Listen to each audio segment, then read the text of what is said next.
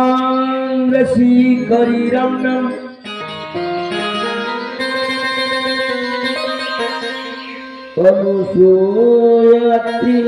अनुसूयत्रिनन्दनम्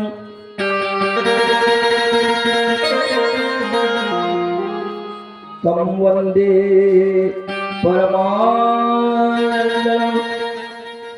श्रीदत्तात्रेयं जगद्गुरुम्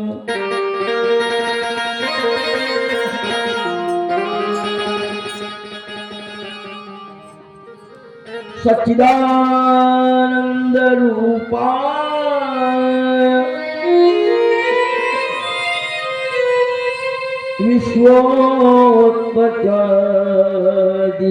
विश्वोत्पत्यादितवे तापत्रय विनाशाय श्री कृष्णाय वयम्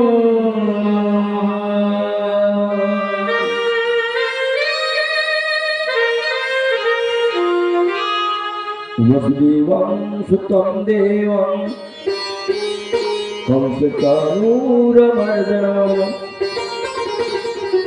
देवकी परमानन्दं श्रीकृष्ण वन्दे जगद्गुरु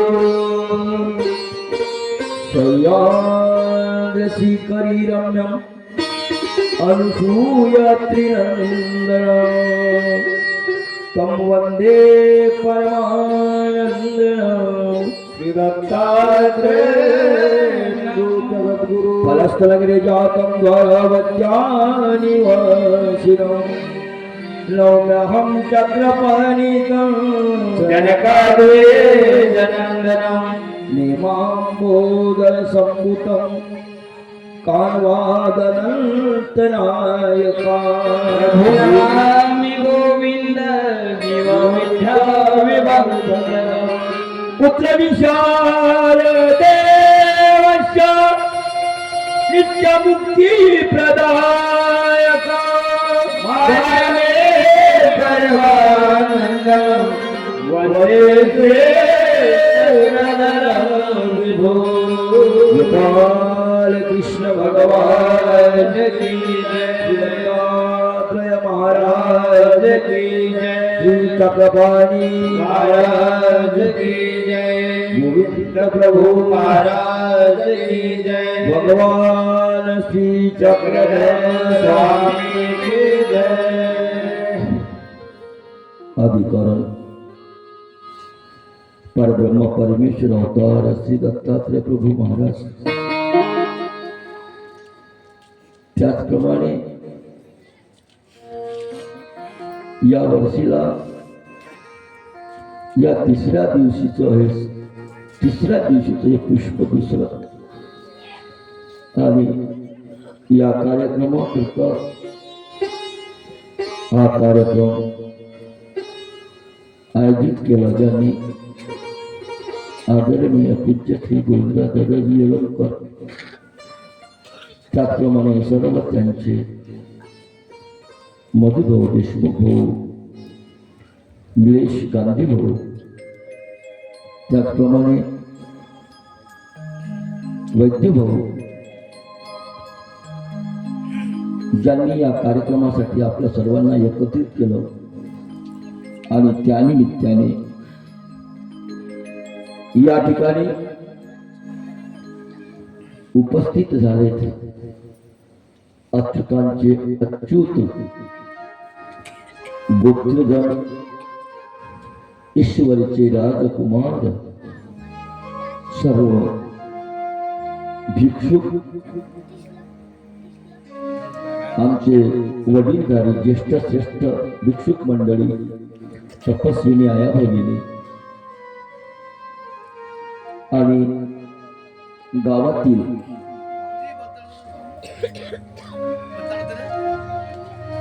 सर्व सद्भक्तगण होते चाल बाबू ते भोंगा चालू आहे ना तो. आणि या कार्यक्रमात सकाळची आपली वेळ कोणती झाली? सकाळला काय घेतलं आपण सांगा. सकाळला आपण लीला पाहिली अनवसेचे पाठ, तीनमुखी दत्त, दत्तात्रय प्रभूचं वर्णन बघायचं. एकमुखी आणि त्रिमुखी. एकमुखी आणि त्रिमुखी याच्यामधलं त्रिमुखी हा कधीपासून झाला? त्याच्यात तुम्हाला सांगण्यात आलं की जगाच्या पाठीवरचा कोणताही व्यक्ती असेल त्याला विचारलं, बाबा रे श्री दत्तात्रय प्रभू हे कुणाचे चिरंजीव होते, कुणाचा मुलगा होता? जगातला प्रत्येक मनुष्य सांगेल की ती अनुसया मातेचा मुलगा होता आणि अनुसया मातेचा मुलगा जन्मल्याबरोबर त्याला 3 मुखे नव्हते, एकच मुख आणि द्विभुज होत. आणि त्रिमुखी तो नंतर झाला. नंतर करण्यात आला जेव्हा अनुसया मातेची सतीत्वाची परीक्षा बघण्यासाठी आले. बघण्यासाठी आल्यानंतर परीक्षा घेतली, गाड्याचा भात केला आणि देवाचं मागणं सुद्धा, विवस्त्र होऊन आम्हाला अन्न वाढावे, लग्न होऊन आम्हाशी अन्न वाढावे परीशी. आणि त्या ठिकाणी ही कथा तिथपर्यंत आली आणि वर मागितला अनुसया मातेने. कुणाला? ब्रह्मा विष्णू महादेवाला. ब्रह्मा विष्णू महादेव हे तर देवच होते, देवता होत्या. महानुभाव पंथाच्या भाषेमध्ये देवता होत्या आणि अनुसया माता ही जीव होती. तिच्या पोटी भगवंताने शंकर ऋषीने अवतार धारण केला आणि अनुसया मातेनं मागणं मागितलं. तिघे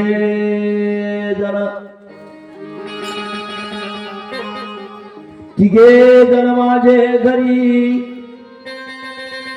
काय मागितला अनुसया मातेनं?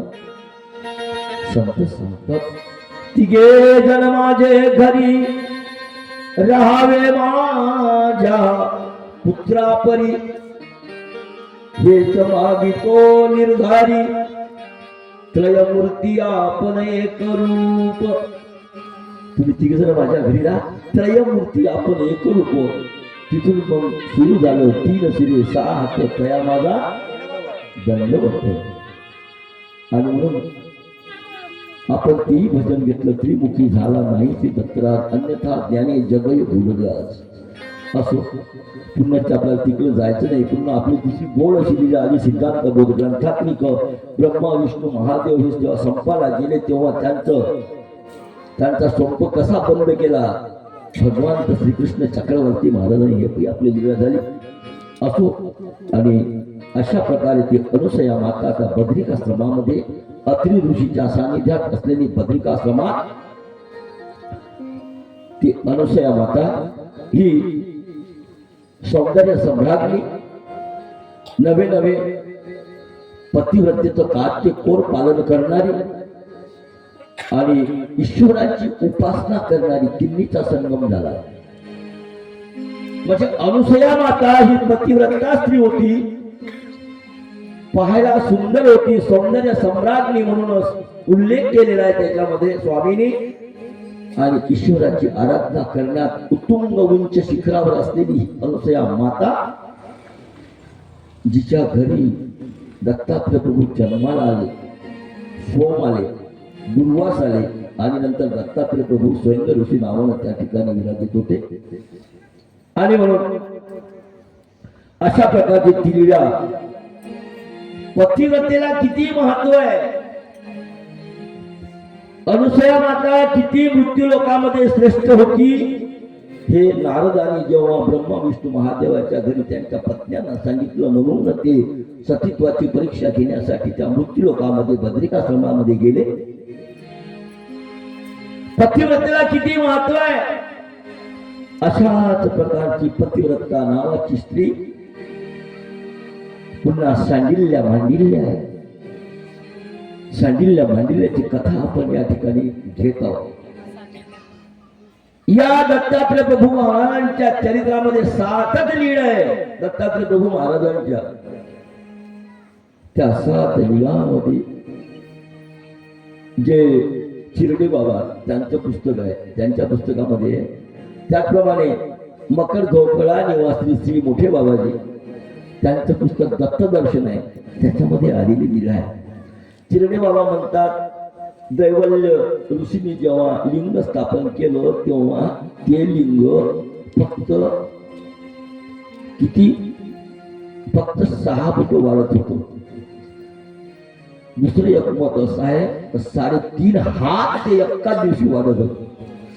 3.5 हात तेव्हा आकाशापर्यंत त्यांची उंची चालली होती. ती लीला समोर येईल. आपण पतिव्रतेला किती महत्व आहे आणि सांडलेल्या मांडल्याची गोष्ट ही आपली तुमच्या समोर ठेवत आहे की दंडिकारण्यामध्ये होते. दंडिकारण्य जिथून राजा श्रीकृष्ण चरणामध्ये विलीन झाली, मथुरेला जाताना आडवी झाली आणि राधा हरिस्वरूपी लीन झाली, दृश्यमान झाली, तेव्हा त्या दंडिकारण्यामध्ये एक रिंडपुरी नामक एक नगर आहे. आणि त्या नगरामध्ये श्रीनाथ नावाचा एक महापराक्रमी राजा आहे. श्रीनाथ नामक जो राजा महापराक्रमी आहे आणि त्याच्या पत्नीचं नाव आहे कौशिका. श्रीनाथ आणि कौशिका ही पती पत्नी आणि त्यांच्या उदरी, या उभयतांच्या उदरी सांडिल्य आणि मांडिल्य नावाच्या ह्या 2 कन्या, रूपवान पाहायला सुंदर अशा प्रकारच्या कन्या ह्या त्यांनी त्या ठिकाणी जन्म घेतला. मोठ्या मुलीचं नाव होतं सांडल्य आणि लहान मुलीचं होतं नाव मांडल्य. आता मोठी मुलगी ही उपवर झाली. मोठ्या मुलीचं लग्न पहिलं करावं म्हणून सांडिल्याचं लग्न झालं आणि ती सांडल्या नावाची मुलगी ही ब्रह्मपुरी येथे राजकुमारापाशी तिचा विवाह झाला. आता ब्रह्मपुरी ही लय पुष्कळ प्रकारच्या ब्रह्मपुरी आहे. आता नेमकी ब्रह्मपुरी कोणती हे या ठिकाणी मला नाही सांगता येणार, पण उच्चाराला आहे ब्रह्मपुरी नामक त्या ठिकाणी राजकुमाराच्या राजाची त्या सांडिल्याचा विवाह करून दिला. कारण स्वामीचे शास्त्र असं आहे, स्वामी म्हणतात शांत न करू नको, जे जैसे असे ते तैसे सांग, खिशातलं सांगू नको, नाही समजत असेल तर सांग, देवा मला एवढं काही माहित नाही बा. आणि जगामध्ये सर्व प्रकारचं ज्ञान सर्वांकडे नाहीये, कुठेतरी त्याची काही कमजोरी आहे. आणि म्हणून देव म्हणतात जैसे असे तैसे ज्ञान ते तैसेची साधावे. आणि म्हणून त्या राजकुमाराशी, ब्रह्मकुमारीच्या राजकुमाराशी त्या मोठ्या मुलीचा सांडल्याचा विवाह झाला. सुख समाधाने त्या राजकुमारासोबत सांडिल्या ही मुलगी श्रीनाथ राजाची आणि कौशिकाची सुख समाधानामध्ये नांदत आहे, पतीची सेवा करीत आहे. ही सुद्धा पतिव्रता होती. मजेशीर आहे हा दृष्टांत. पतिव्रता होती आणि सुख समाधानाने आपल्या पतीच्या समवेत, पतीच्या सेवेत वावरणारी ही सांडिल्या. नंतर दुसरी मुलगी लग्नाला आली, तिचं नाव होतं मांडिल्या. मांडिल्या सुद्धा उपवर झालेली आहे. आता वडील श्रीनकाला आणि कौशिकाला आपल्या त्याच्या आईला वाटलं की मुलगी आता उपवर झाली, हिचं सुद्धा लग्न करावं, कुठेतरी बघावं आणि हिला आपण तिचं लग्न जाऊन द्यावं. आणि योग असा आला की मुलीचं जेव्हा लग्न करायचं असतं तेव्हा मुलीला विचारावं लागतं. मुलीला विचारावं लागतं, बेटा तुझं लग्न करायचं आहे. आणि मग पाहुणे येतात. पाहुणे येल्यानंतर पाहुण्यांना ती मुलगी दाखवावं लागतंय. मुलाच्या आणि मुलीची पसंत होतय आणि मग ते लग्न होतंय. आता अलीकडे लग्न हे मुला मुलीला विचारल्याशिवाय होते का? न विचारता होत नाही का? न विचारताही होता. बापाली पत्ता नाही राहत नाही, मायली पत्ता राहत नाही, होतात. परंतु मग ते चुपचाप होतात. पण ती सर्व प्रकारे टिकतातच असं नाहीये. त्याच्या होबोल्या असतात. त्याही आधी लग्न होत होत. मुलगी मुलाला बघत नव्हती, मुलगा मुलीला बघत नव्हता. त्याची जुनी गोष्ट. मुलगा मुलीला बघत नव्हता, मुलगी मुलाला बघत नव्हती, तरीही तिच्या लग्नाची तयारी लहानपणीच होत होती. मी तो असा ऐकतो, बहीण भाऊ दोघं आते घरी भाशी. भावानं बहिणीला म्हणायचं, बाई तुला जर मुलगी झाली तर आपल्या मुलासाठी पोटाला कुंकू लावल्या जात होतो. झाली तर बरं, नाही झाली तर मग आपला संबंध तुटला, नाही घेणार, आम्ही दुसरी मागू. असे लग्न होत होतं. आणि लग्नाचं सुद्धा सुंदर अशा प्रकारचं गीत आहे. आपल्याला ते फिल्मी गीत आहे ते इथं आपल्याला घ्यायचं नाही. असो. आणि म्हणून मग मांडिल्याला सांगण्यात आलं, म्हणून बेटा अगं तुझं लग्न करायचंय. मांडिल्या म्हणते, बाबा कौशिकाला सांगते, आई मला लग्न करायचं नाही ग. लग्न करून मला प्रपंचामध्ये गुंतून पडायचं नाही. मला देव पाहिजे. प्रपंचामध्ये असलं तर देव मिळत नाही ग. आणि संसारामध्ये राहून देव कसाच मिळत नाही. प्रपंच होईल पण देव भेटणार नाही. म्हणून बाबा मला लग्नासाठी तुम्ही नेहमी बोलता. मला लग्नासाठी यानंतर बोलू नका. मी लग्न अजिबात करणार नाही.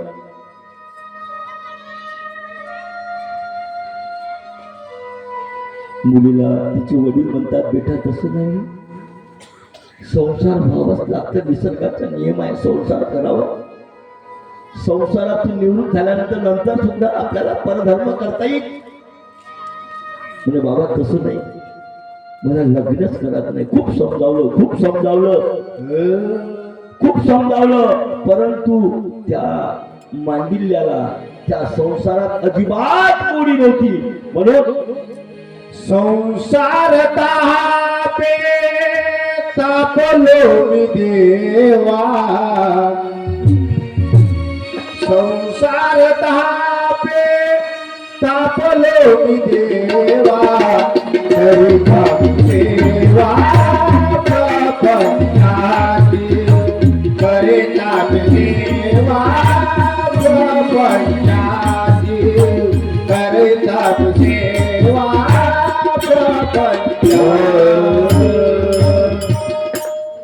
संसारामध्ये तप्त झालेला माणूस प्रपंचामध्ये सेवा करतो, प्रपंचामध्ये मरतो.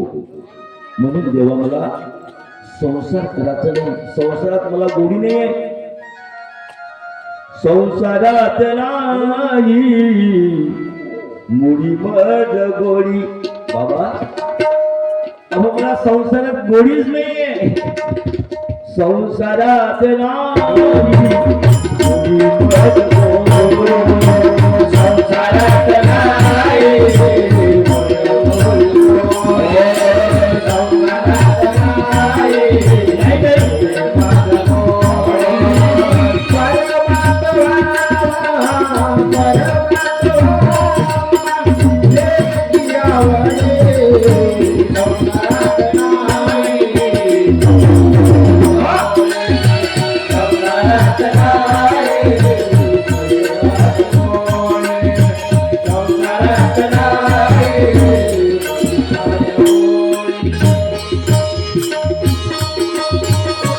संसारात नाही मी कसं बोली देवा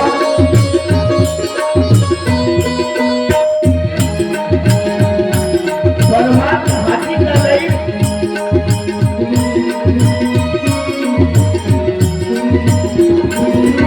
संसारी नाही कामाचे काय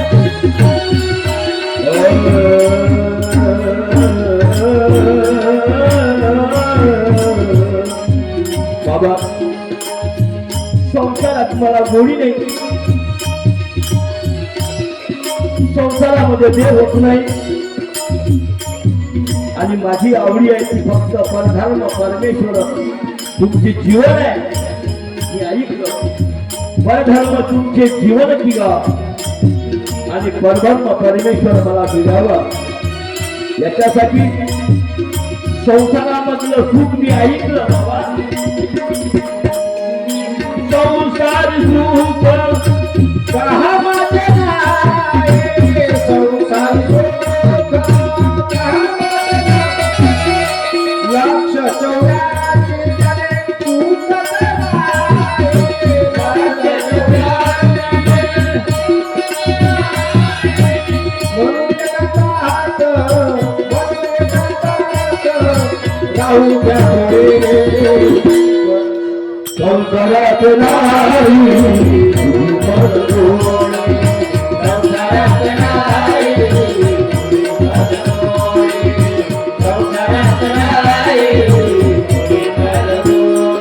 आणि अशा प्रकारे संसारात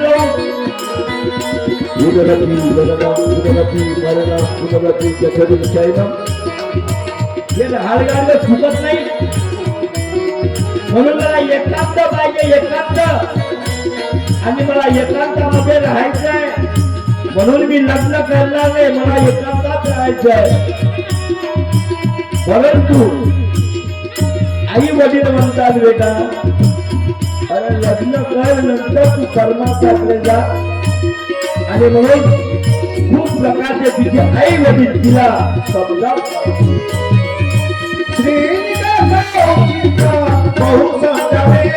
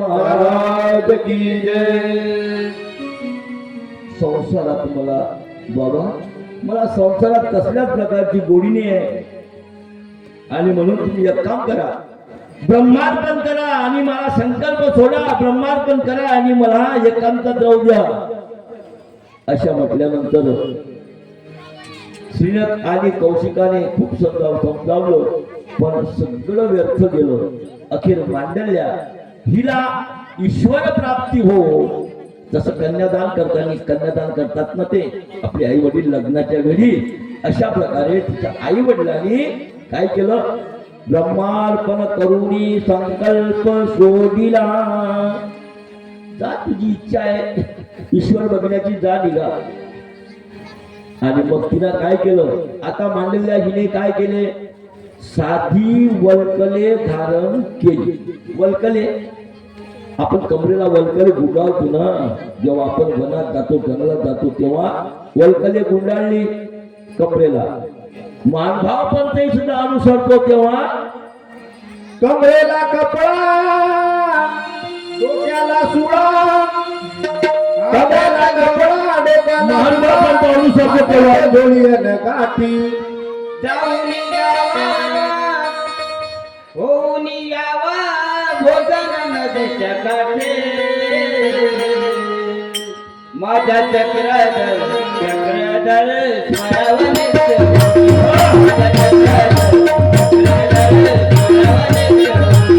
माझ्या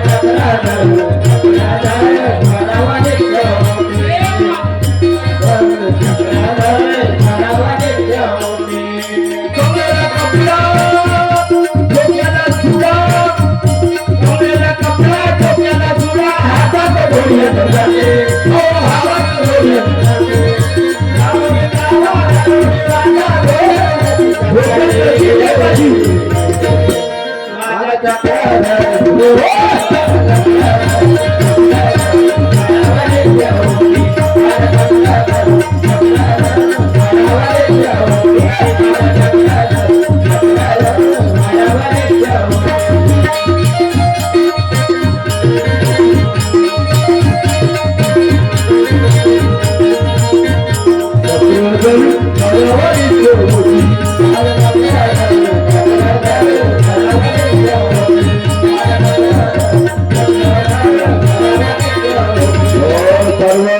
श्री चक्रधर स्वामी की जय.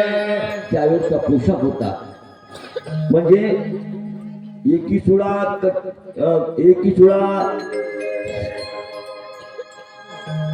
कटी प्रदेशी, एकी सुळा श्री मुगुटी, अशा प्रकारचा त्यावेळेचा तो.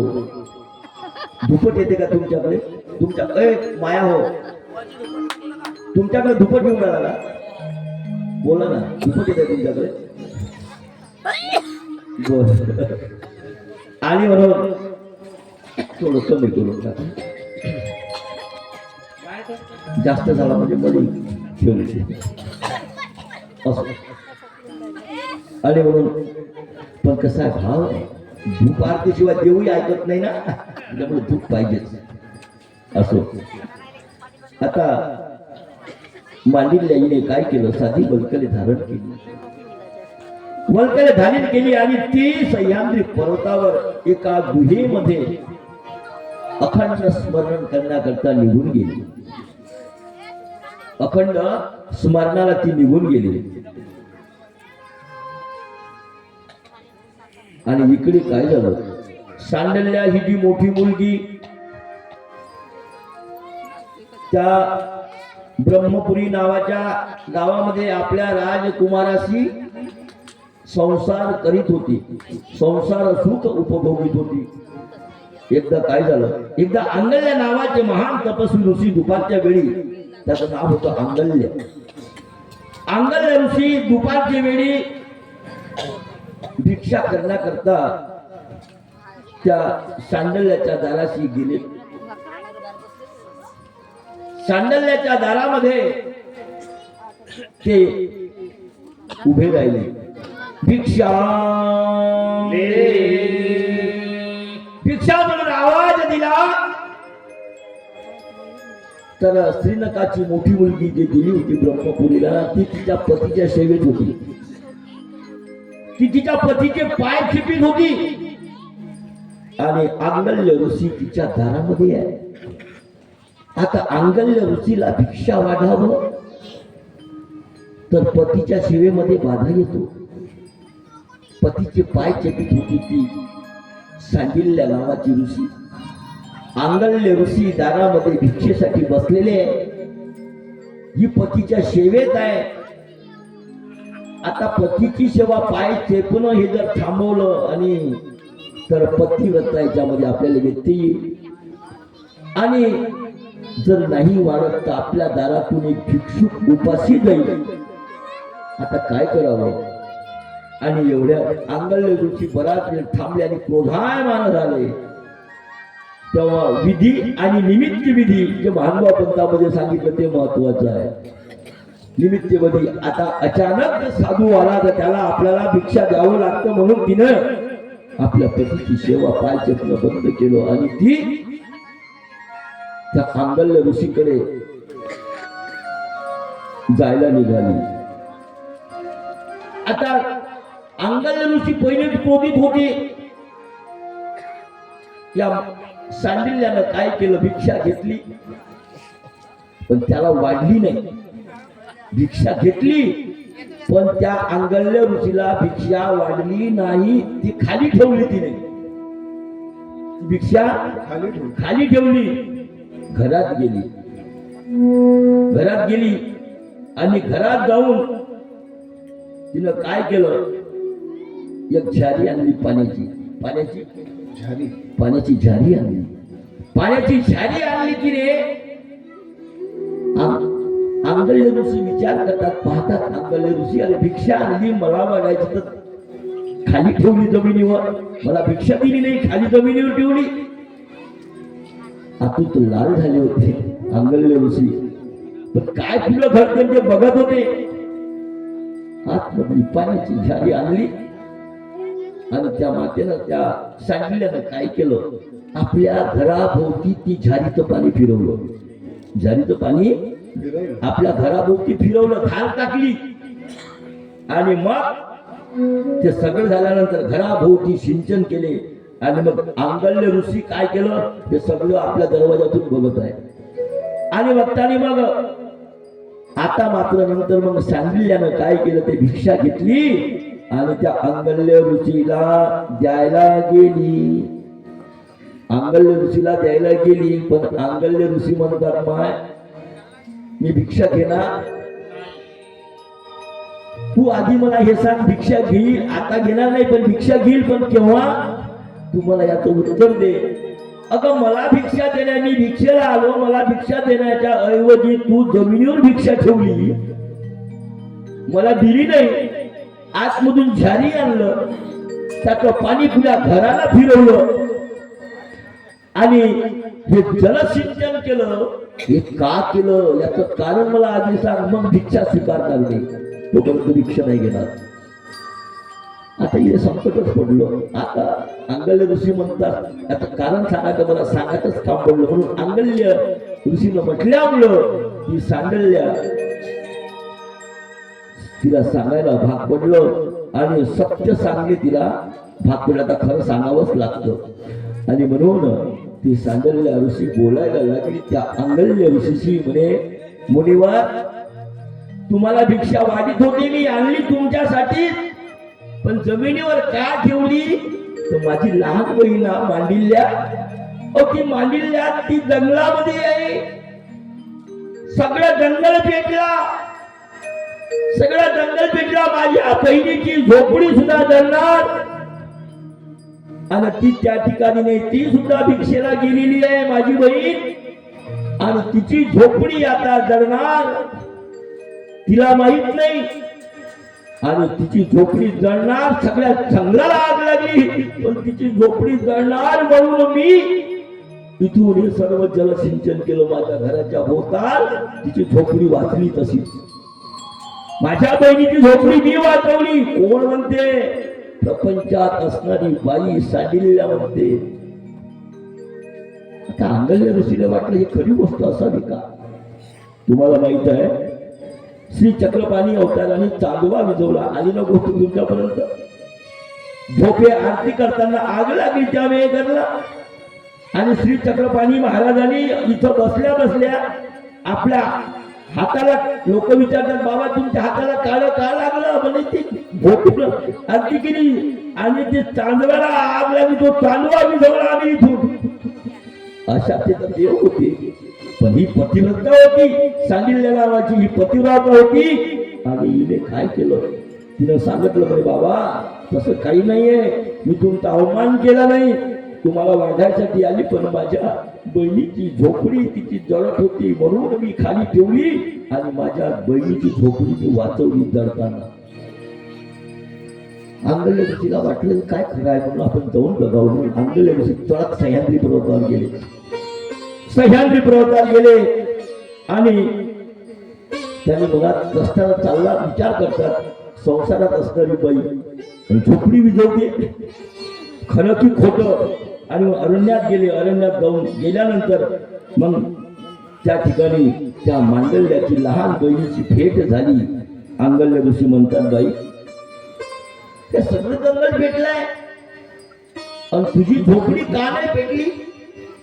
याचं कारण काय? तेव्हा अंगलला म्हणायला लागली, म्हणे बाबा मुनिवर, अहो मी भिक्षेला गेली होती, भिक्षेला गेली आणि तेवढ्यात अग्नी लागला जंगलाला, सगळं अग्नी लागला आणि खरोखर मुनिवर माझ्या झोपडीचं रक्षण माझ्या परमेश्वरानं केलं. माझ्या झोपडीचं रक्षण परमेश्वराने केलं. अंगल्य ऋषी म्हणतात, बाई तसं नाही, परमेश्वरानं सुचवलं असेल कदाचित, त्याच्याबद्दल म्हणत नाही मी, पण तुझ्या बहिणीकडे, तुझ्या मोठ्या बहिणीकडे मी भिक्षा मागायला गेलो तेव्हा तिनं तिच्या घराच्या भोवताल जलसिंचन केलं आणि तुझी झोपडी तिनं वाचवली. झालं ना? आता हिला पडला ना विचार, संसारात असणारी बाई माई तिथून झोपडी विजवू शकते, तर या जंगलात राहून काय काम आहे? या जंगलात राहून काय काम आहे? असा प्रश्न केला होता सर्वत्र श्री चक्रधर स्वामीला आचार्यांनी. देवा सर्वज्ञ कवने जीवा प्राप्त होय.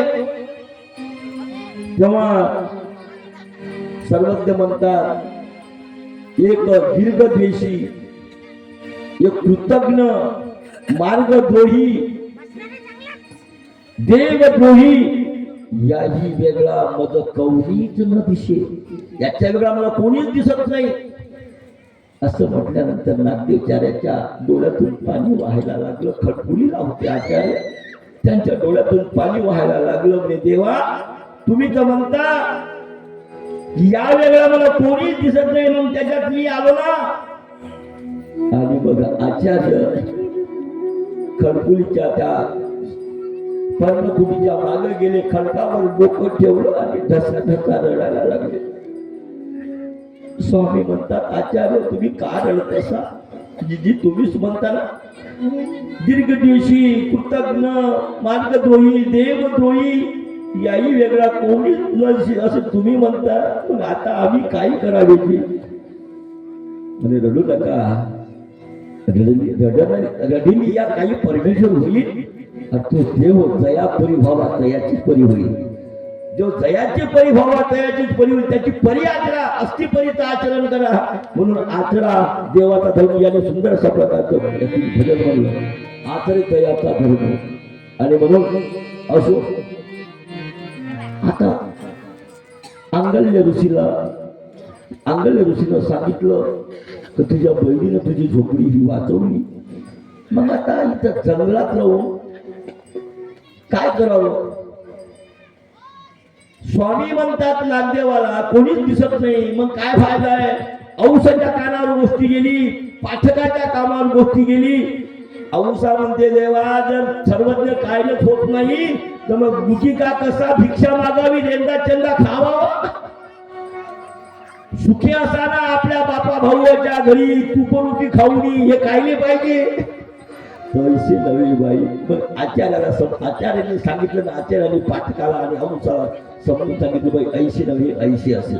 आता तिकडे आपल्याला जाता येणार नाही, आपली कथा राहील याच्यामध्येच आपले 15-20 मिनिट चालले जातील. आणि म्हणून तेवढा फक्त मी तुम्हाला सांगितले.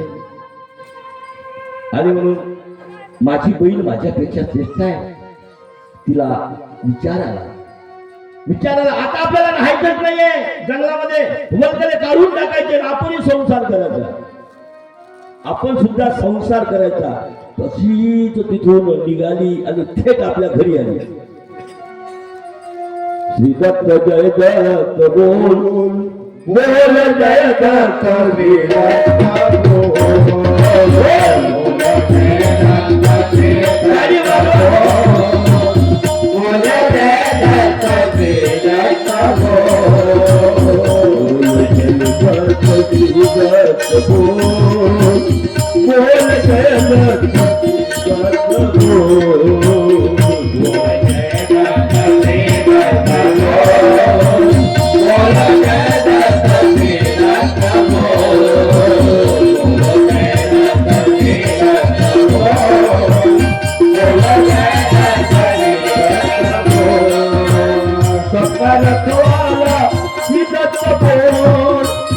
सबका तारनहार श्रीमंत हो सबका रखवाला श्रीमंत हो सबका तारनहार श्रीमंत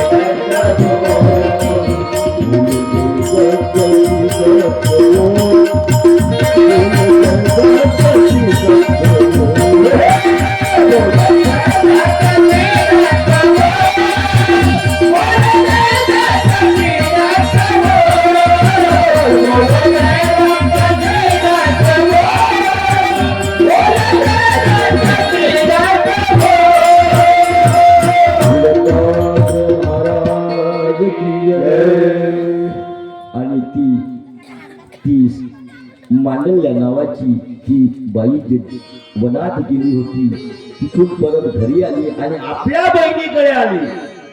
आपल्या बहिणीला म्हणते, ताई अगं मी पण आता लग्न करते. काय म्हणते, मी पण आता लग्न करते. त्याची सांडल्या नावाची बहीण म्हणते, माझी मिळाली का गं? अगं ते तुझा मार्ग तोच बरोबर आहे, परमार्थ बरोबर आहे. नाही नाही नाही, मी आता लग्न करणार. तिनं हट्ट केला. मी म्हटलं होतं मला संसारात आवडी नाही, पण तू एवढा पराक्रम करतेस प्रपंचामध्ये राहून, मग मी जंगलात राहून काय करावं? मी पण लग्न करणार. खूप समजावलं. तिची काही लग्न करण्याची तिची जिद्द होती, ते काही माग हटायला तयार नव्हती. मला लग्नच करायचं आहे खूप. आणि मग तिची मोठी बहीण सांगलीला म्हणते, मांडीला ठीक आहे, तुला लग्न करायचं आहे ना, मग मी लग्न कुणाशी करू? आता मी तर जंगलातून आली, वलकली नेसणारी बाई मी. आता गावामध्ये आली, आता कुणाशी लग्न करावं? सांगली म्हणते तिला, आपल्या लहान बहिणीला एक काम कर म्हणे, तू उद्या सकाळला सकाळी उठावं, प्रातःकाळी उठावं, प्रातः स्मरण करावे. सकाळी उठावं आणि स्मरण करावे. आपल्याला सांगतात 3 ते 6. स्वामी म्हणतात, प्रातःकाळी जाग आली. सकाळचं स्मरण अगदी 1 नंबर काम असते. समर्थ रामदास म्हणतात, प्रातःकाळी उठावे, प्रातः स्मरण करावे. समर्थ रामदास म्हणतात, आमचा स्वामी सुद्धा सांगतात,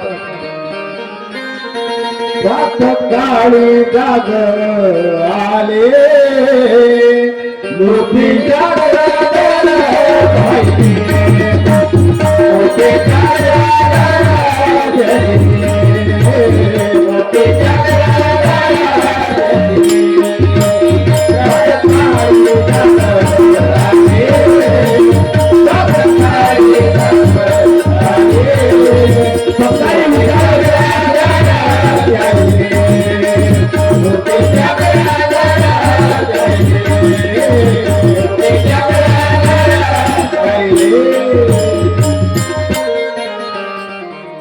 स्मरण चिंतने.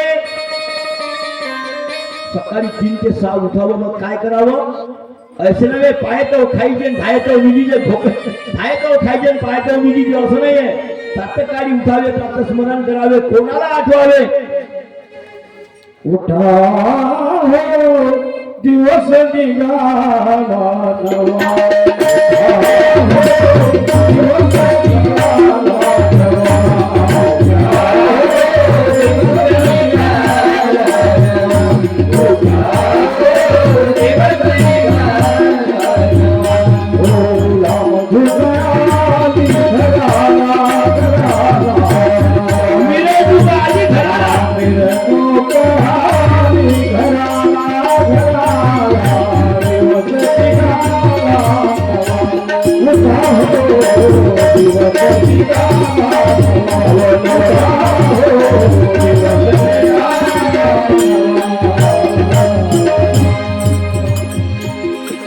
गोपाल कृष्ण प्रातःकाळची वेळ 3 ते 6. त्यावेळेस दिवस निघाला असतो. आमचे भोर बापूचं नाकातून रक्त गेलं, दवाखान्यात गेले. त्यांना वाटलं घरी राहिलं बरोबर नाही, नाक फुटलं, त्यांचं रक्त निघालं. दवाखान्यामध्ये गेले, सलाईन घेतलं, तरी पण ते या ठिकाणी कार्यक्रमामध्ये उपस्थित झाले. आणि बाबांनी सुद्धा दत्तात्रय प्रभूचं स्मरणाचं पाणी त्यांना दिलं. बरे झाले आणि नंतर मग दवाखान्यातून जाऊन यावं म्हणून दवाखान्यामधून गेले आणि ते म्हणतात उठावं दिवस निघाला नवा. सकाळी प्रातःकाळचं स्मरण कर 3 ते 6 स्मरण आहे. खूप चांगला गोड असा प्रकारचा अभंग आहे, पण आपल्याला वेळ होईल म्हणून आपण त्या अभंग नाही घेणार. आणि म्हणून मग सांगलीला म्हणते यक्कम तुला लग्नच करायचं आहे ना. सकाळी उठावं, प्रातःकाळी उठावं, प्रातः स्मरण करावं आणि प्रातः स्मरण केल्यानंतर दिवस निघाला ना आंघोळ करा, प्रातः स्मरण करा, मंगलाचरण करा आणि सोबत एक माळ ठेव, तुझ्या सोबत माळ ठेव. लग्न लावायचं आहे ना तुला, लग्न करायचं आहे ना, मग माळ ठेवूया. माळ ठेवली आणि दिवस आता निघाला आणि ही त्या दारामध्ये, ही बाई त्या दारामध्ये बसून आता हिनं सांगितलं हिच्या बहिणीनं, जो कोणी पहिल्यांदा तुले भेटत, कोणी भेटो ना, दिवस निघाल्यानंतर तुझ्या दृष्टीसमोर जो कोणी पडेल त्याच्या गळ्यात फुलाची हार टाकून दे. विचारायचं काम नाही, काहीच नाही. तुला लग्न करायला तुला असं कर. आता तेवढ्या सकाळच्या पायरी त्याला महारोग आहे, तो असा माणूस त्या घरासमोर आला, रोगानं बिभीषित झालेला तो माणूस आला. या बाईला सांगितलं जो कोणी दिसल त्याच्या गळ्यामध्ये माळ टाक. तशीच उठली आणि ती माळ त्याच्या गळ्यामध्ये अर्पण केली. तो रोगी माणूस मागे झाला, अगं तू काय करताय, तू एवढी पाहायला सुंदर आहे आणि माझ्याकडे कशाला माळ टाकते. त्याला माळ पलीकडे केली, परंतु त्या मांडिल्यानं माळ त्याच्या घरात टाकली.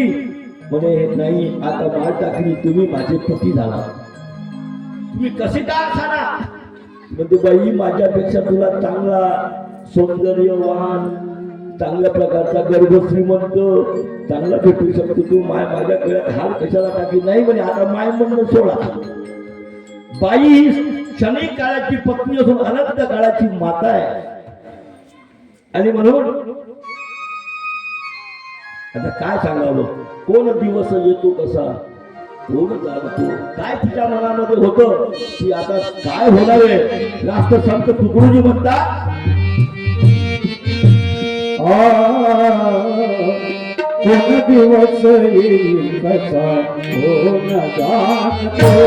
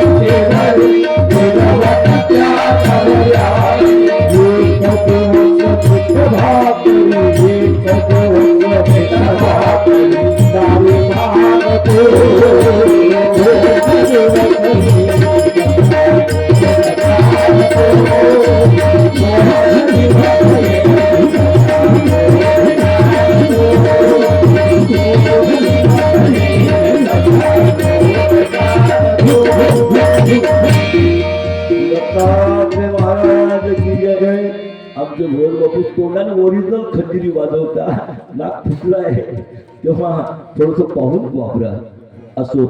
आणि मग तिनं त्या महारोगी जो होता बिभत्स त्याच्या गळ्यामध्ये माळ टाकली. आता पती पत्नी झाले. पती पत्नी झाल्यानंतर मग काही दिवस चालले त्यांची. काही दिवस झाल्यानंतर एक दिवस अशी घटना घडली की आता पती सेवेत ही बाई मांडिल्या लागलेली आहे, आपल्या पतीची सेवा करायची. त्यांनी म्हटलं त्याप्रमाणे वागायची. पतिव्रता ती तिलाच म्हणावं जी आपल्या पतीच्या सेवेत असते. जशी का पतिव्रता आणि धर्म नेणे सर्वता, सर्व व्रतदान कथा पतीच कारणे. ती आपल्या पतीची पतीनं म्हटलं त्याप्रमाणे वागते ती. सर्व व्रतदान कथा पतीच कारणे कैसी जैसी का पतिव्रता आणि धर्मने सर्वता सर्व व्रतदान कथा पतीच कारणे तुका म्हणे पतिव्रता तुका म्हणे पतिव्रता तुका म्हणे पतिव्रता तुका म्हणे पतिव्रता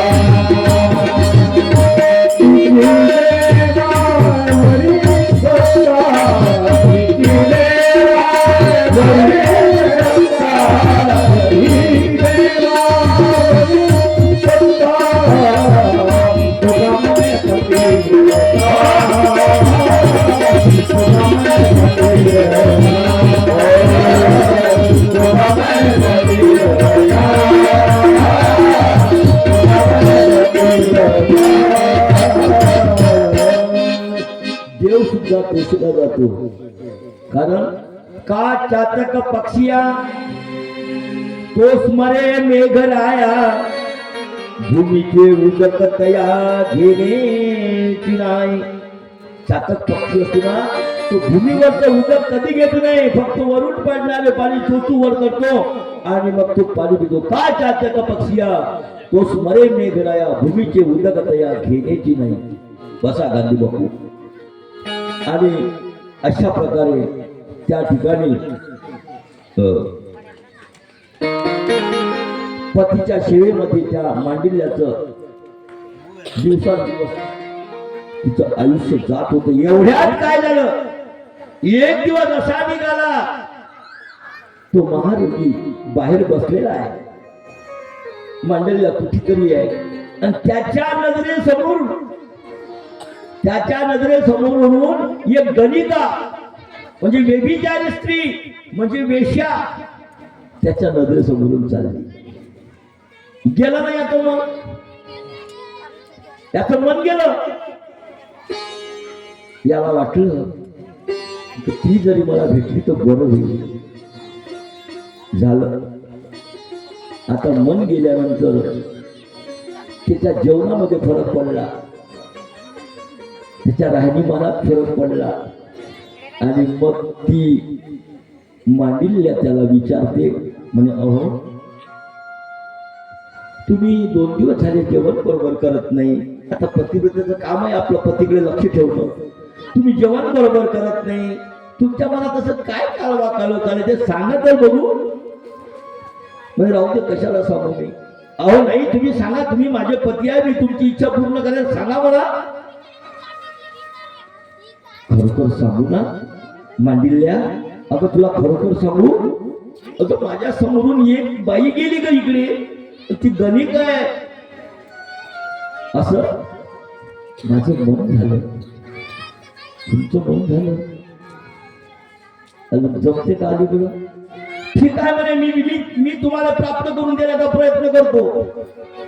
मांडिल्या म्हणते ते तुमची इच्छा आहे ना ती पूर्ण करण्याची मी प्रयत्न करतो. अलीकडे जर एखादा माणूस जर दुसऱ्या एखाद्या बाईसोबत बोलला कोणी 2 दिवस त्याला भाकर बी देत नाही. ते येते काय?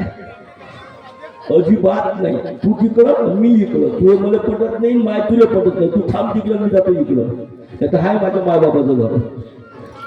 असं होते. पण त्या पतिव्रता स्त्री ती मांडिल्यानं काय केलं, ती मांडिल्या म्हणते ठीक आहे मी जातो. मग मांडिल्यानं काय उपाय केला, आता हिला प्रसन्न कसं करावं. मग मांडिल्या सकाळी 3 वाजता उठायची. मांडिल्या 3 वाजता उठायची, त्या गणिकेचं घर ज्या ठिकाणी होतं तिथं जायची. तिथं गेल्यानंतर तिच्या घरातली भांडी हे झोपूनच राहायची. ती जिच्यावर त्याचं मन गेलं ते गणिका ती झोपून राहायची आणि ही मांडिल्या तिच्या घरी जायची. तर एकच उद्देश होता की माझ्या पतीचा हेतू हिने पूर्ण करावा.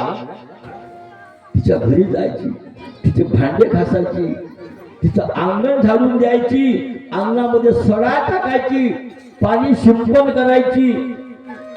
गणिका रोज मग उठायची तर आपल्या घरी झाडझूड केली आहे, पाणी शिंपडलेलं आहे, सडा टाकलेला दिसतोय, हे कोण असावं बरं.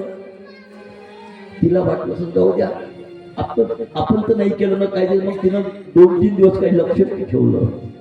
पण असं रोजच घडत चाललं. आणि हे करताना ती मांडल्या तिच्या पतीला विचारून जात होती. बघा हे मी तुमच्यासाठी करते बरं का, मला तिथं जायचंय, तिला प्रसन्न करायचंय, तेव्हा ती राजी होईल. बघा पतिव्रता स्त्री कशी असावी. आणि पतीच्यासाठी तिनं तिच्या घरी जाऊन भांडे घातले, सगळा टाकला, रांगोळी भरली. 8 दिवस होऊन गेले आणि मग त्या गणिकेला वाटलं हे कोण करीत, आज आपण जागच राहिलो पाहिजे. म्हणून ती गणिका जागी राहिली, आली नाही. मांडिल्ल्या आली आणि ती झाड लोट करताना तेव्हा तिनं तिला पकडलं. म्हणे बाई तू काय अशी, तू रोज माझ्याकडे येतो, 8 दिवस झाले मी पाहते म्हणे. अहो तुम्ही सडा सारवण झाडझूड करता, भांडी घासता, कशासाठी चाललं तुमचं जवळ, काय संकट वळलं तुमच्यावर. तिनं सांगितलं खरं. म्हणे ताई तुला खरं सांगू, माझे पती आहे पण ते रोगानं विभत्स आहे, महारोग आहे त्यांना, पण तरी त्यांना तुमच्याबद्दलची अभिलाषा निर्माण झाली. ते अभिलाषा त्याची पूर्ण व्हावी याच्यासाठी मी तुमच्या घरी हे सर्व काम केलं. बस म्हणे एवढीच गोष्ट, जा म्हणे उद्या घेऊन या जायला, उद्या त्यांना रात्रीला घेऊन या. ठीक आहे. आणि मग या मांडिल्यानं काय केलं, आंघोळ केली. त्याची विभत्स माणूस रोगाचा जर्जर झालेला, आंघोळ केली. आंघोळ केल्यानंतर त्याला कपडे परिधान केले आणि संध्याकाळच्या टायमाला तो विभत्स झालेला माणूस त्या मांडिल्याने आपल्या पाठीवर घेतला त्याला आणि ती निघाली त्या गणिकेच्या घरी घेऊन या म्हणे. संध्याकाळचा ते रात्रीचा टाइम, रात्री होतात, खांद्यावर घेऊन ती नगराच्या दिशेने निघाली. अंधारी रात्र आहे आणि अंधाऱ्या रात्रीमध्ये कार्य, आपल्या पतीचं कार्य पूर्ण होणार हे समाधान तिच्यामध्ये आहे. आणि आनंदाच्या भरात पावले टाकीत ती निघाली रस्त्यानं निघाल्यानंतर एक ही मांडल्या कथा अशी आली आहे. तो मांडव्या नावाचा ऋषी रस्त्यात बसला होता तपश्चर्या करता आणि ही खांद्यावर घेऊन आपल्या पतीला निघाली. आणि जाताना या मांडव्या ऋषीचा, आता खांद्यावर होताना खांद्यावर मला तो पाठीवर मला होता तो. आणि मग जाताना त्याचा पाय, जो तपस्वी होता त्याच्या पायाने, त्याच्या अंगाने त्याचा पाय लागल्यानंतर त्याला काही त्याच्यात दया माया आली नाही त्या तिच्या पतीला, कुष्ठरोग्याला. आणि म्हणून तो झोप पाय टाकीत चालला. कुष्ठ्याचा पाय लागला, कुष्ठ्याने त्याकडे दुर्लक्ष केलं आणि मांडव्या ऋषीला मग क्रोध आला आणि तो म्हणतो, आणि त्याला शाप दिला. म्हणजे कुष्ठ्या, तू रोगी आहे काय कुष्ठ्या, तू दुष्ट वासनेच्या आहारी जाऊन त्या गणिकाचा उपभोग घेण्यासाठी तू निघाला आहेस. पण मला पाय लागले तर तुला भानही नाही. अरे मी तपश्चर्याला बसलो, मला पाय लागला याचं तुला भान नाहीये. आणि त्या गणिकेचा उपभोग घेण्यासाठी तू निघाला आहेस. जा म्हणे सूर्योदय होता तू मरून जाशील. दिला त्या ऋषीनं शाप, तू सूर्योदय होताच मरून जाशील असा शाप दिल्याबरोबर त्या ऋषीचं शाप वचन ऐकताच ती मांडल्या ऋषीचं आग शहारून गेलं. तिला वाटलं झालं असं, आपली मेहनत वाया गेली. सकाळी जाणं, भांडे घासणं, आपण 8 दिवस पर्यंत आपण हा उपद्रव केला, सगळं वाया गेलं. आता दिवस निघतात, माझा पती मरल, दिवस तो उगवणार आहे आणि माझा पती मरणार. मग आता काय करावं. म्हणून आता ही सुद्धा साधी नव्हती, तिचं अंग शहारून गेलं. त्याच ठिकाणी तिनं आपल्या अंगावरची चादर काढली आणि आपल्या पतीला त्या चादरीवर तिनं टाकलं. थांबली तिथे. आता दिवस निघाला म्हणून आपल्या पतीचा प्राण जाईल. कर्मगती वेगळी आणि दैवगती वेगळी. दैवगती ही न्यारी,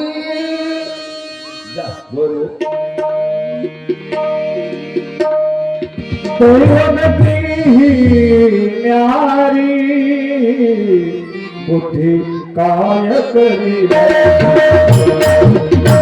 बुद्धी काय करी, दैवगती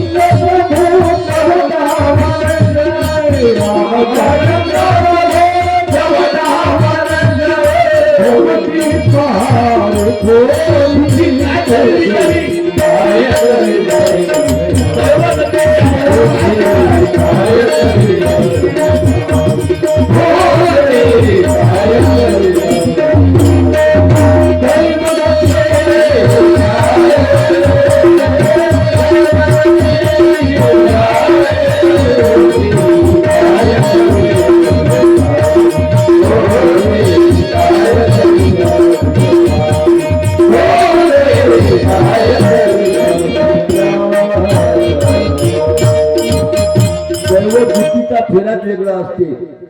दानशूर हरिचंद्र वाहतो पाणी डोंगरी. रामचंद्र प्रभू 14 वर्ष भ्रमती पाडी खोरी बुद्धी. काय करणार आहे एवढंच नाही, सती द्रौपदी दैव गतीने होळी सवे मंजरी. सती द्रौपदी पण श्रीकृष्णा समसाय असोनी असोनी. श्रीकृष्ण साय असताना सुद्धा दैवगती न्यारी आहे माझे माबाबो.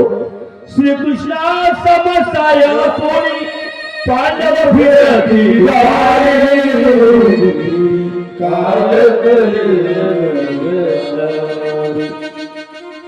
सती द्रौपदी दैवगतीने दैवगतीचा अवघड मार्ग वाटी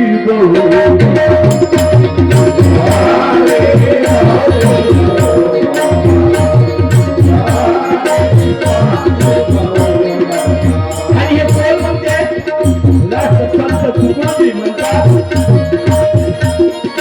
तुकयादास मने होणारे तुकयादास मने होणारे तुकयादास मने होणारे न तुके देव असुरी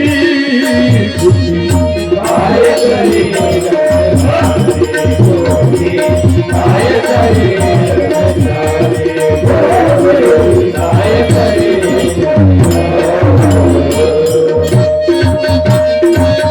करायला गेलं वेगळं झालं भटलं शाप दिला चादर टाकली त्याच्यावर आपल्या पतीला झोपवलं तिला. पण आता काय करावं आणि म्हणून तिला विचार सापले ना. सूर्योदय झाल्याबरोबर माझा पती मानला.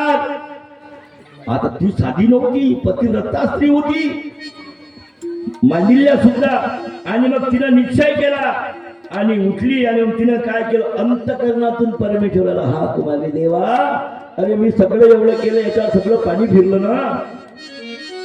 आणि मांडिल्या म्हणते मी जर खरोखर पतिव्रता असेल, मी खरोखर पतिव्रता असेल तर सूर्यच उगवणार नाही. काय मजा आहे, सगळं साप इकडून थांबून टाकलं सूर्याने. मी जर खरोखर पतिव्रता असेल ना आणि पतीचा शब्द मी ओलांडला असेल तर सूर्यच उगवणार नाही. आणि सूर्याच्या दिशेनं तिनं असं पाणी सोडलं आणि क्रोधायमान झाली आणि म्हणते हे भास्करा, हे सूर्या, एवढं सांगून जर तू उदयाच्या लाभर तुझं आगमन केलं तरी तू ढगाच्या लपून राहा लागल्यास, तू पण उद्याच्या आगमन केलं तर तुला सुद्धा मी शाप दिल्याशिवाय राहणार नाही. खबरदार हे भास्करा सूर्या. सूर्य बिचारा थांबला. 6 महिने तसाच राहिला, उदया पलीकडे लपून राहिला. 6 महिने उलटले आणि पृथ्वी तलावर सगळा हाकार मारला. अंधार दिवस निघाचा पताच नाही. आणि मग नारायण नारद म्हणाले नारायण नारायण नारायण नारायण नारायण म्हणत नारद मुनी त्या ठिकाणी आले आणि सत्य लोकांमध्ये त्या ब्रह्मदेवाकडे गेले आणि ब्रह्मदेवाला सांगितलं म्हणे अहो त्याची वडील अवतार तुम्हाला सांगू, अहो सतीच्या भयाने सूर्य लपून राहिला, 6 महिने झाला पृथ्वी तलावर अंधारच आहे. मग आता काय करावं, काहीतरी उपाययोजना करा. नारद मुनीचं भाषण त्याने ऐकलं आणि ब्रह्मदेवानं काय केलं, मला इंद्राला बोलवा. सभा घेतली, इंद्रासहित सर्वाला बोलवलं. आलं म्हणजे आता सूर्याला मुक्त करा, सूर्याला मुक्त करा. मग मुक्त कसं करावं, अरे त्या मांडीला शाप दिलाय, तो बाहेर निघत नाही ना, मग मुक्त कसं करावं. आता त्याच्यासाठी मग ते इंद्र, त्याप्रमाणे ब्रह्मदेव हे सगळे त्या कुठे आले, जिथं ते चादरीवर टाकलं होतं तिथं आलं आणि तिला म्हणतात, माय तुझं सूर्याला तू उगव नको म्हटलं, हे मागं घे. अगं पृथ्वी तर सारा अंधार पडलाय, तू मागं घे, तुझा शाप माग घे. ते म्हणते मागं घेईल, पण सूर्य निघाला तर माझा पती मरते ना, त्याचं काय, माझा पती मरेल, पण तुम्ही जर जिवंत करत असाल तर मी मागं घेते, नाही तर आपलं जसं आहे तसं. ते म्हणतो बा ठीक आहे, तुझ्या पतीला जिवंत करण्याचे आम्ही घेतो. सूर्य उदयात जलावर आल्यानंतर तुझा पती मरल, पण तुझ्या पतीला जिवंत करण्याचं काम आम्ही घेतो. तेव्हा आम्ही त्यांना प्राणदान देऊ, त्यांना जिवंत करू. आणि ब्रह्मदेवाने तिच्या पतीला, तो मरेल त्या पतीला प्राणदान देण्याचं त्याला वचन दिलंय. आणि वचनातून मग त्याला मुक्त केलं आणि क्षणात सूर्य उदयांचलावर आले. सूर्य उदयांचलावर आले आणि सगळीकडे प्रभा पसरली. दाही दिशा उजळल्या पावन झाली धरा,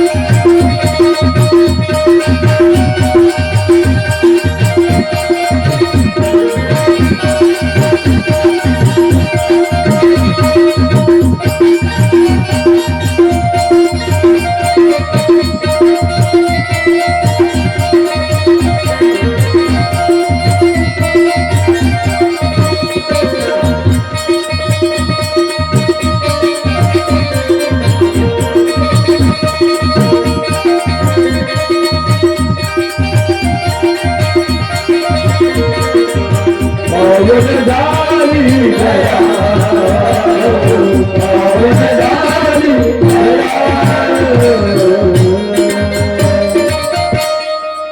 दाही दिशा उजळल्या, पावन झाली घरात. नाद धनी धुम कसे काढी, जय जय चक्रधरा. आणि सूर्योदय उगवला, परंतु त्या बाईचा पती मात्र मरण पावला. इकडे सूर्य उगवला आणि हिचा पती मरण पावला. आता मरण पावल्यानंतर प्रेत उठवण्याची संमती दिली होती का, आम्ही तुमचे पती मरण, तर आम्ही त्याने जिवंत करू. मग आता ब्रह्मदेवाला ती बाई म्हणाली, मांडला करा जिवंत. आता तुम्ही का जिवंत केलं नाही, पण आहेत आपल्याजवळ, तुम्हालाही पण शाप देईल. आणि म्हणून मग त्यांनी काय केलं, आता मांडल्या म्हणते तुम्हाला स्वतःला जर जमत नसेल, उठवता येत नसेल, तुम्ही कबूल केलं, पण उठवता येत नसेल, माझे पती जर उठले नाही तर तुम्हाला शाप दिल्याशिवाय राहणार आहे. घाबरले ब्रह्मा विष्णू महादेव. इंद्र घाबरला. आता काय करावं? अरे ती जिवंत होत नाही ना, आपण तो कबूल केलं जिवंत करतो म्हणून, प्रेत उठत नाही. लक्ष्मी, पार्वती, सरस्वती, देवाच्या पत्न्या सुद्धा त्या ठिकाणी आल्या. हे काही नव्हत्या काय पतिव्रता होत्या, तरी परंतु त्यांच्याकडून नाही जमलं आणि मग प्रयत्न असफल झाले. देव लोक यांच्या पतिव्रता सगळ्या आल्या, प्रसन्न झाले आणि मग नारद मुनी म्हणतात एक शेवटचा उपाय करतो पा करून. आणि म्हणून मग म्हणजे उपाय काय सांगा, कसला उपाय? म्हणजे एक उपाय आहे. म्हणजे कोणता? ब्रह्मदेवाला आज्ञा दिली, सांगा म्हणजे तुमचा उपाय कोणता आहे? तेव्हा नारद मुनी म्हणतात उपाय असा आहे, अत्रि मुनीच्या आश्रमात अनुसया माता नावाची एक पतिव्रता स्त्री आहे, जी अत्रि ऋषीची पत्नी आहे अनुसया माता. तिला आपण जर बोलवलं तर बोलवली, तेव्हा ब्रह्मदेव म्हणतात हे काम तुम्हीच करा. जा त्या अनुसय मातेला बोलवा, आम्ही नाही जाणार. अरे आम्ही तर लहान होऊन पडलो होतो त्याच्या जेव्हा अनुसया मातेचं सत्यव्रत पाहण्यासाठी गेलो तर आम्ही ब्रह्मा विष्णू महादेव लहान होऊन पडलो होतो. जा, हे चांगलं काम तुम्हीच करा.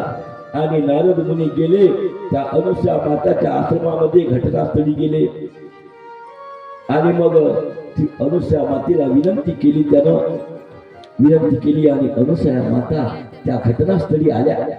घटनास्थळी आल्यानंतर ती म्हणाली, अनुसया मातेनं आपल्या हातामध्ये पाणी घेतलं, आपल्या हातामध्ये पाणी घेतलं आणि म्हटलं मी खरोखरच पतिव्रता स्त्री रे, परमेश्वराची मनपूर्वक मी पूजा भक्ती करत असेल आणि घरात पतीचा शब्दही ओलांडत नसेल तर या पाण्याच्या योगी हे प्रेत उठो. सत्या विना जो शब्द ना बोले.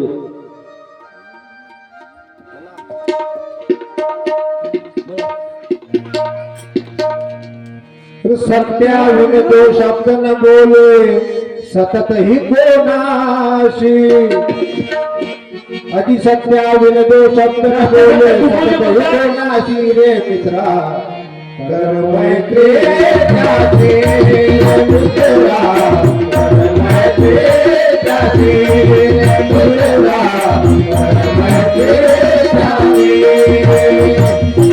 सत्याविन तो शब्द न बोले, सतत ही कोणाशी. सत्याविन तो शब्द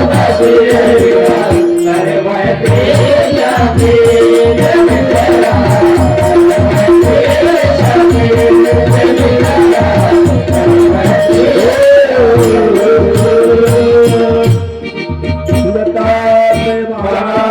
कोणाशी. कर मैत्री त्याचे मित्रा, अनुसया माता आली. अनुसया मातेनं आपल्या हातामध्ये पाणी घेतलं. हातामध्ये पाणी घेतल्यानंतर सूर्याकडे तोंड केलं आणि त्या ठिकाणी तिने म्हटलं मी अखंड ब्रह्मचारी, मी अखंड पतिव्रता असेल आणि परमेश्वराची सेवा करीत असेल आणि माझ्या पतीचा मी एक किंचितही आज्ञा मी खोडत नसेल तर या माझ्या पाण्यानं ही माझा हे या मांडल्याचा पती जिवंत हो. मांडल्याचा पती जिवंत झाला, उठला. एवढंच नाही तर त्याच्या अंगात जो विभत्सपणा होता, महारोग होता. काय गजल आहे. आता यावेळी त्याचा महारोग होता, तो महारोगही गेला. जिवंत तर झाला पण महारोगही निघून गेला.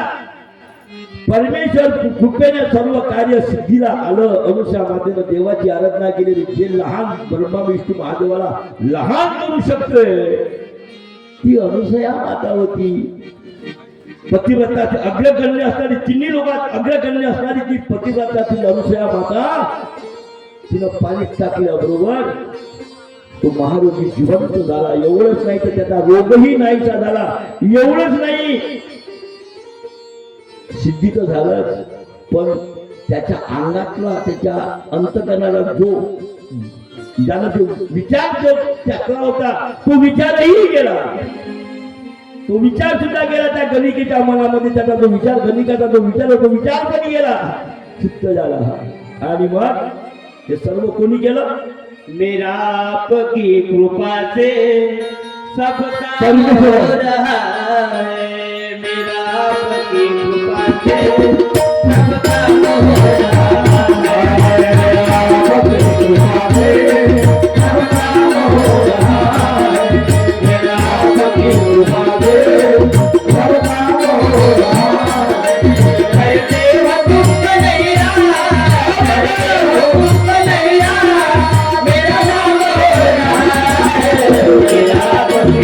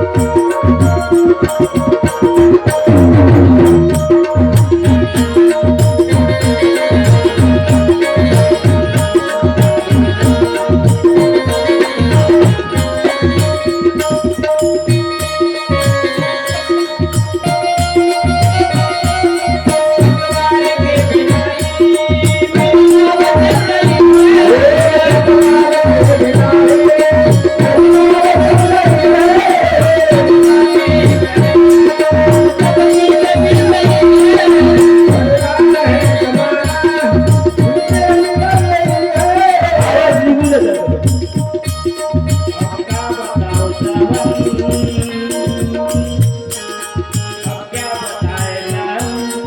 आराम हो रहा है, आराम हो रहा है, कन्हैया, करते हो तुम कन्हैया, मेरा नाम हो रहा है.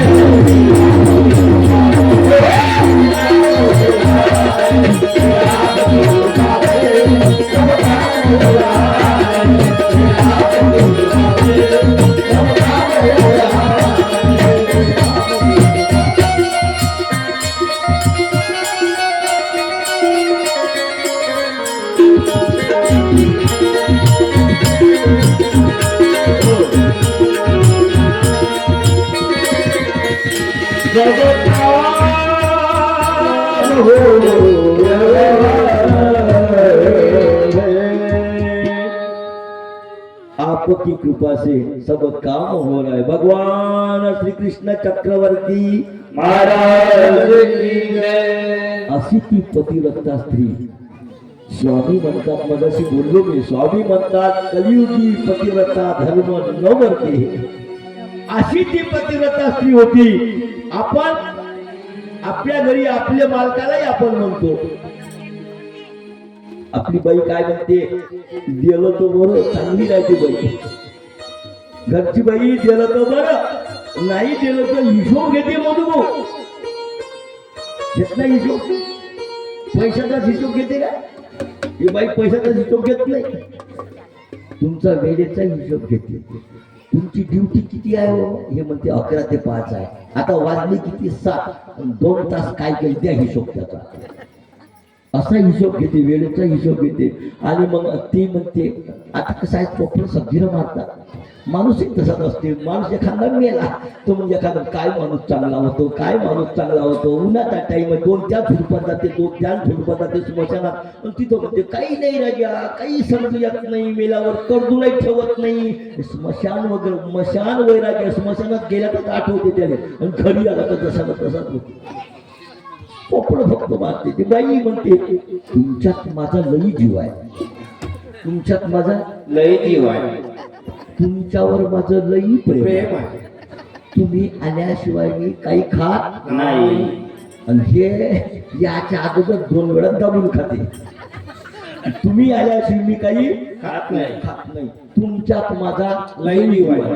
आता 1 वेळ झालं, 2 वेळ झालं, तो माणूस म्हणे, ही माझ्या घरची बाई नेहमीच म्हणते, तुमच्यात माझा लई जीव आहे, तुमच्यात माझा लई जीव आहे. पण कसा जीव आहे आपल्यात, एक दिवस आपण विचारच करू म्हणे याच्यावर. आणि मग दोघच नवरा बायको. आणि मग त्यानं काय केलं, ऊस आणले घरी आणि पेढा आणला. ऊस आणले पेढा आणला आणि तो गेला ड्युटीवर गेल्यानंतर त्या दिवशी संध्याकाळी येऊन पाहतो तो पेढाही गायब पण ऊसही गायब. त्याने विचार केला नवरा बायको दोघंच आहे, ऊस कोण खाल्ले, हे तर म्हणजे तुमच्याकडे जीव आहे, तुम्ही आल्याशिवाय मी काही खात नाही. मग हिनं खाल्लं तर नाही, तुम्ही खाल्ले कोण म्हणजे का यानं ते दिसल्यावर लावले धुसफूस आपटपट करणं. ते बाई म्हणे बाप्पा लई तुम्ही घेता आता धुसफूस, असे कोण म्हणे धुसफूस, म्हणे कुठं गेले हो म्हणे ऊस. ऊस नाही, ते लहानसं लेकरू आलं होतं शेजारचं. मग त्यानं त्या ऊसाला हात लावला. मी म्हणलो बाबा तू खाता काय का, तुम्हाला दिलं त्याने. पण पेढे मी तुमच्यासाठी ठेवले होते पण कुठं आलं त्याने तोड लावलं. मग काय गोष्टी ठेवता असे कोण घेता म्हणे आले वेळे, म्हणजे कुठं गेले पेढे घेतले खाऊ. आणि मग ते तुमच्यात माझा लई जीव आहे. त्यानं विचारच केला. एक दिवस पोरगा बोलवला असा का, म्हणे बाबू 15-20 वर्षाचं लेकरू बोलवलं. म्हणे बा तुला एक गोष्ट सांगतो. म्हणे कसं, उद्या म्हणे मी शौचालयाला जातो बकेट घेऊन. जाता जाता उंबरठ्यात पाय देतो म्हणे माझा घसरून मी पडेल म्हणे असा. तू याच म्हणे माझ्या जवळ, माझा हात धरायचा म्हणे असा आणि सांगायचं म्हणे गेला गेला गेला असंच म्हणायचं म्हणे तू. मग आपण बाबरी कशी मजा आहे, गेला म्हणून सांगतो म्हणे तू. आता एवढी फुरसत कोणाला आहे मेला की नाही जिवंत व्हायची. झालं मेला मेला मेला म्हणून मग सारे लोक घरातले लोक रडायला लागतात. पोरानं म्हणलं मेला गेला, हे मेलता काय, ओरिजिनल मेलाच नाही, हा डुप्लिकेट मेला होता. काय होतो म्हणून डुप्लिकेट मेला. आणि मग मेल्यानंतर मग 2 लोकांना उचलून आणलं. 2 लोकांना उचलून आणलं. ते डोकं ठेवलं मांडीवर. या बाईनं मांडीवर डोकं ठेवलं आणि बाई लागली रडायला. बाई रडायला लागली. आता बाई रडायला लागली, रडाच लागते ना, रडा लागत नाही का, रडाच लागते. समजा एखादी बाई नाहीच रडली, होय एखादी बाई नाहीच रडली तर शेजारची गुपचूप राहू देते का तिथे नाही. ते तर म्हणते काय नाही बरकत मनाची हाय व एक असू तर नाही पाळला. मग ते तुलावर घेते पदर, मग फुका लावा का पाणी लावा. गोपाल कृष्ण महाराज की जय. असो मग रडायला लागली. आता हिले वाटलं रडून रडून काय करावं. मग हिले वाटलं आता आपण रडणं थोडस बंद केलं पाहिजे, कारण हे तर मेल्यानंतर आपण काहीतरी पोटात टाकायला लागते पेट्रोल, मग रडायला मजा. हिले वाटलं आता खिचडी करू का शेवड्या करू. हे मेलं, खिचडी करू का शेवड्या करू. हे म्हणे आता आपण खिचडीच केलेली बरं. हिनं काय केलं, तो कुकरचे भांडे काढले, डबे आदल उपट केलं. आता हा काही मेला नव्हता ओरिजिनल, म्हणून मग त्यानं पाहिलं असं डोळे उघडून काय चालू आहे घरात. हिनं डबे काढले, हिनं डबे काढले, काय करते रे आता. डबे काढले, टाकले तांदूळ, त्याच्यात डाळ टाकली आणि मग आता म्हणजे काहीतरी करते. आणि हिनं काय त्याच्याकडे पाहिलं पटकन डोळे लावून, आणि हिनं इकडे तिकडे पाहिलं तर डोळे उघडून पाय काय चालू आहे. आणि मग एकदाच ते त्या काय ते कुकर ठेवलं त्या शेगडीवर, झाली शिट्टी सुरू. अरे म्हणे हिनं काहीतरी केलं वाटते खायचं. हे तू म्हणे तुमच्यात माझ्या जीव आहे, तुम्ही खाल्ल्याशिवाय मी काही खात नाही. पण हिनं काहीतरी केलं म्हणे बा खायचं, खाऊ दे म्हणे आपण पाहू काय करते. तर तिनं पाहिलं काही डोळे लावून दे, इकडे तिकडे गेली तर डोळे उघडून पाहिजे काय चालू आहे आपल्या घरात पराक्रम. असं करता करता काय झालं की